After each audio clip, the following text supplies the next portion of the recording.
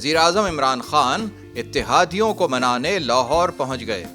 عمران خان وزیر اعلیٰ پنجاب عثمان بزدار اور معاون خصوصی شہباز گل کے ہمراہ پاکستان مسلم لیگ ق کے سربراہان چودھری برادران کی رہائش گاہ پہنچے، جہاں انہوں نے ق لیگ کے رہنماؤں سے ملاقات کی، جن میں چودھری پرویز الہی، مونس الہی، حسین الہی، شافع حسین، رافع حسین، سالک حسین، طارق بشیر چیمہ اور دیگر رہنما شامل تھے۔ قیادت کی اجتماعی ملاقات کے بعد وزیر اعظم عمران خان نے چودھری شجاعت حسین اور پرویز الہی سے الگ الگ ملاقاتیں کیں، جس میں اتحاد کے معاملات بہتر بنانے پر گفتگو کی گئی۔ ذرائع کے مطابق ملاقات میں نہ صرف فریقین کے درمیان برف پگھل گئی ہے، بلکہ مسلم لیگ ق کے تمام تحفظات اور گلے شکوے بھی دور ہو گئے ہیں۔ یاد رہے کہ وزیر اعظم عمران خان کی جانب سے 5 نومبر کو اتحادی جماعتوں کے اعزاز میں ظہرانے کا اہتمام کیا گیا تھا، جس میں ق لیگ نے شرکت سے انکار کرتے ہوئے موقف اپنایا